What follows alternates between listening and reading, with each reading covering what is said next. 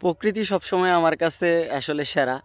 এই যে দেখেন, বিকেলবেলা অসাধারণ একটা প্রকৃতি, চারদিকে সবুজ ঘেরা মাঠ, সূর্য অস্ত যাইতেছে, আপনাদেরকে এই যে সূর্য অস্ত যাইতেছে, এই কি মুহূর্ত!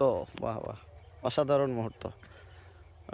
সুবহানাল্লাহ, আল্লাহর সৌন্দর্য সবসময়ই সেরা। আল্লাহ সৌন্দর্যকে পছন্দ করে। বিশাল এই সবুজে ঘেরা মাঠ, ফসলের মাঠ, ধানের মাঠ।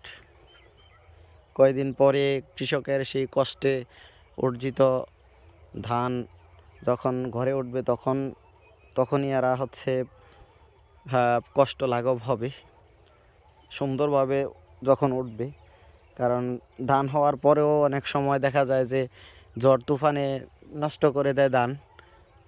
তো এসব সকল বালা মুসিবত থেকে কৃষকের এই কষ্টের অর্জিত ফসল যেন ঘরে তুলতে পারে, এজন্য আল্লাহর কাছে প্রার্থনা করি।